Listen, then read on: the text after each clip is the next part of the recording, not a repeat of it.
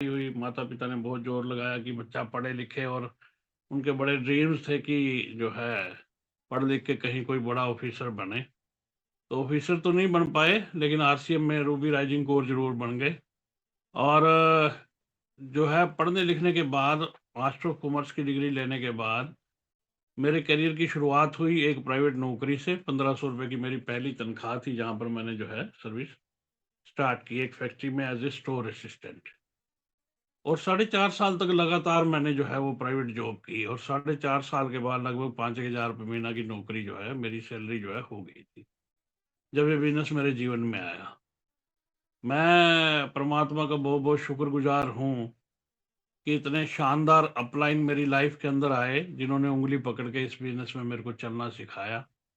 जो आदमी कभी 5,000 रुपये महीना की नौकरी करता था, आज एक अच्छा खासा जो है अपना जीवन चलाने का सिस्टम जो है वो आरसीएम की वजह से हो गया। क्योंकि अपलाइन के जो है बहुत बड़ा वरदान और जो है बहुत बड़ा आशीर्वाद जो है वो मेरी लाइफ में रहा है। इस सिस्टम के अंदर जो है, जो मेन चीज़ है, देखिए, जो रोल है, रोल ऑफ अपलाइन की अगर बात करूं, तो 90% से ज़्यादा रोल आपको बनाने में आपकी अपलाइन का रहता है, 10% आपके एफर्ट रहते हैं। लेकिन उनकी डायरेक्शन को अगर आप एज इट इज़ फॉलो करते हो तो, क्योंकि अगर आप फॉलो ही नहीं करोगे तो आपके ऊपर कोई भी एजुकेशन, कोई भी चीज़ जो है वो काम नहीं करेगी, और फिर बीच में लटका रह जाता है आदमी जो है। तो अपनी ट्रस्ट करके पूरा का पूरा जो भी लाइन ऑफ स्पॉन्सरशिप है आपकी, उस पे पूरा का पूरा ट्रस्ट करिए और उसकी डायरेक्शन को एज इट इज़ फॉलो करिए। अगर कोई इस धरती पर ईश्वर और माता-पिता के बाद सबसे ज़्यादा विश्वास करने लायक कोई व्यक्ति होता है, तो नेटवर्क बिज़नेस में आपकी अपलाइन होती है। एक छोटी-सी कहानी के माध्यम से मैं अपनी बातचीत को शुरू करूँगा, रोल ऑफ अपलाइन के बारे में। एक बच्चा था, उस बच्चे को पढ़ाया-लिखाया गया, और पढ़ा-लिखा के माता-पिता ने मेहनत करके पैसा कमा के उसकी फीसें भर के उसको स्कूल पढ़ाया, फिर कॉलेज पढ़ाया, और पढ़ाने-लिखाने के बाद में वो बच्चा जो है एक अच्छे सही मुकाम पे पहुँच गया अपने जीवन के अंदर। सही मुकाम मतलब एक ऑफ़िसर रैंक की जो है उसकी जॉब जो है वो मिल गई, एक अच्छा खासा अफ़सर जो है बन गया। तो एक दिन जो है उसके पिताजी आए, वो अपनी सीट पर बैठा था, तो पिताजी आए और पिताजी उसकी कुर्सी के जस्ट उसके पीछे खड़े हो गए, और पीछे खड़े होके उसके ऊपर जो है दोनों बाजुएँ अपनी टिका के उसके कंधों पर, फिर उससे एक सवाल पूछा कि बेटा बता, इस दुनिया में सबसे ज़्यादा स्ट्रॉन्गेस्ट आदमी कौन है? सबसे ज़्यादा ताकतवर आदमी कौन है? तो उस आदमी ने जवाब दिया कि पापा मैं हूँ, I am the strongest man. तो पिता को थोड़ा-सा धक्का लगा कि मैंने कल धक्के खा के इस आदमी को जो है बनाया, इस बच्चे को पढ़ाया-लिखाया, मैंने अपना पूरा जीवन लगा दिया, तो ये खुद को ही अब सबसे ज़्यादा ताकतवर मान रहा है इस दुनिया में।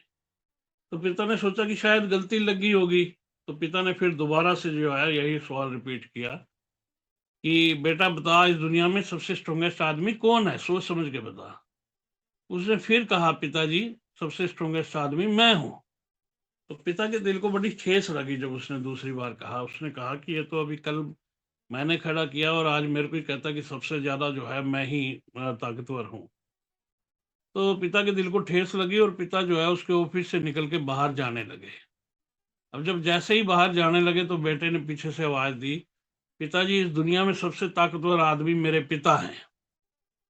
तो पिता को बड़ा अचंभा हुआ कि अभी तो ये कह रहा था मैं हूँ, अभी ये कह रहा है कि मेरे पिता हैं। तो उसने अपने बेटे से एक सवाल किया कि बेटा तुम अभी तो कह रहे थे कि सबसे ताकतवर इस दुनिया में मैं हूँ, और अब तुम कह रहे हो कि मेरे पिता हैं। तो ये विरोधाभास क्यों है दोनों बातों के अंदर? तो बेटे ने कहा कि पिताजी जिस समय आप ये सवाल पूछ रहे थे, उस समय आपके दोनों हाथ मेरे दोनों कंधों पर थे। आप मेरे पीछे खड़े थे और दोनों कंधों पर मेरे हाथ थे, और जिस बेटे के कंधों पर पिता का हाथ रहता है, वो दुनिया में सबसे स्ट्रॉन्गेस्ट होता है। अब आप जाने लगे हो तो आप मेरे से पीछे से निकल के आप आगे आ गए हो, तो अब सबसे ज़्यादा जो है ताकतवर आप हो इस दुनिया के। तो जिसके सिर पे अपलाइन का हाथ हो जाता है ना, तो अपलाइन बहुत बड़ा चमत्कार कर सकती है आपके जीवन के अंदर। आपकी आने वाली पीढ़ियों को जो है सँवार के रख सकती है। परमात्मा ने ये नेमत जाने दी है, अनजाने दी है, हम नहीं जानते, लेकिन इस इंसानी जीवन को जीने के लिए जिस चीज़ की ज़रूरत होती है ना, हर वो चीज़ एक कंप्लीट पैकेज जो है वो आरसीएम के रूप में हम लोगों को मिल गया है।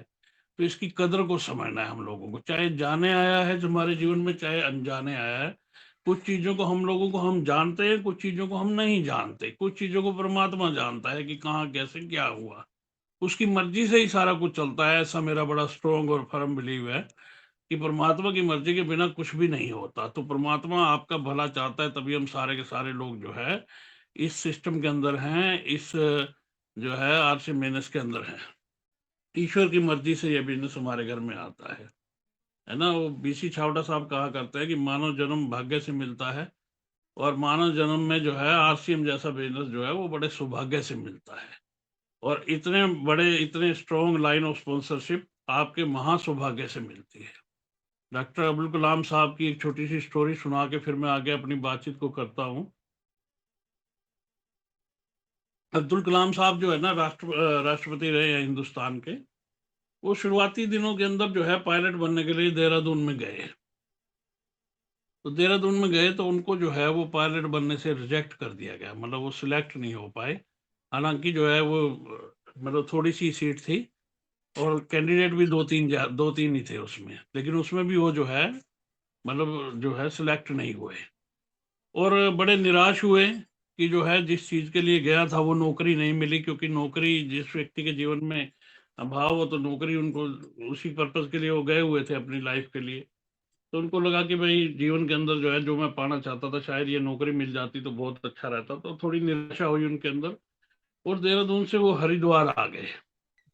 और हरिद्वार आए तो उनकी मुलाकात एक वहाँ बाबा जी से हो गई। बाबा जी बैठे थे, सन्यासी बैठे थे। तो उसने पूछा कि बच्चा निराश क्यों है। तो उन्होंने अपनी व्यथा रखी कि बाबा जी मैं जो है यहाँ पायलट बनने के लिए आया था, और मैं सिलेक्ट जो है नहीं हुआ। तो बाबा जी ने कहा कि इसके लिए निराश होने की जरूरत नहीं है, क्या पता तुम्हें नीति जो है वो पायलट नहीं बनाना चाहती हो, तुम्हें कुछ और बनाना चाहती हो। तो आरसीएम बिजनेस में बहुत सारे लोग कहते हैं कि भाई ये खाली लोगों का काम है। हिंदुस्तान में चपरासी की नौकरी के लिए तो आपको सर्टिफिकेट चाहिए, लेकिन हिंदुस्तान में आरसीएम बिजनेस में स्टार रूबी बनने के लिए आपकी किसी क्वालिफिकेशन की जरूरत नहीं है। तो इतनी स्ट्रॉन्ग अपॉर्चुनिटी आज हम लोगों के बीच में है, खाली उसको समझना है। अगर सही तरीके से समझ गए और उस तरीके से हमने मेहनत की, तो निश्चित तौर पे हमारे रिजल्ट के अंदर बहुत बड़ा बदलाव आ जाएगा कि चीज क्या है हमारे हाथ में। थोड़ा सा मैं आगे स्क्रीन शेयर के माध्यम से आपके बीच में अपनी बात रखता हूँ। एक मिनट स्क्रीन शेयर कर लेता हूँ।